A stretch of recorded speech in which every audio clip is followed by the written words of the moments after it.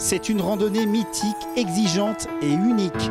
La montée vers le Chaberton, 16 km avec un dénivelé de 1300 mètres et des sentiers assez accidentés. Et ce matin-là, légèrement enneigé. Mieux vaut d'être accompagné d'un guide. Laurent Meyer est accompagnateur depuis plus de 20 ans. Il connaît tous les petits pièges d'une telle randonnée. Après 5 heures de montée, nous voilà au sommet. Un sommet coupé à l'horizontale où se cachent 8 tourelles. Avant la Seconde Guerre mondiale, sur ces tourelles, il y avait des canons super puissants.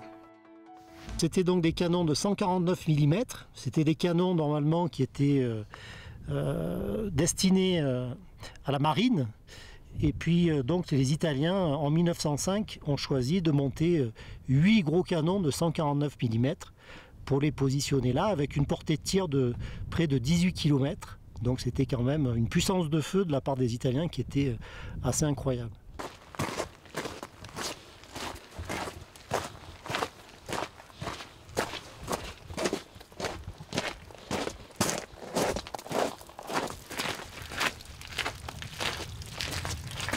Là, Laurent, il y avait donc des hommes qui vivaient ici constamment?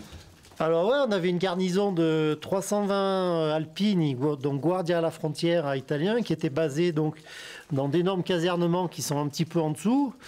Et donc on avait toute une escouade d'Italiens qui étaient basés là également dans la forteresse d'altitude. Et ils étaient relayés régulièrement par les hommes qui venaient en contrebas, là, qui a une centaine de mètres en dessous. Mais là, effectivement, les gens, les Guardia à la frontière pouvaient vivre en autarcie ici. Ils avaient des réserves d'eau avec des citernes, ils avaient des stocks de nourriture, ils avaient des stocks d'armement dans les souterrains, hein, puisqu'on a des galeries à plus de 30 mètres de profondeur, là, sous la forteresse, qui étaient à la base là pour stocker de l'armement, mais qui servaient également à stocker tout un tas de choses, quoi. Les travaux ont débuté en 1890, la batterie était prête en 1913. On disait à l'époque, quand le Chaberton parlera, Paris tremblera. Ce fut le cas le 21 juin 1940.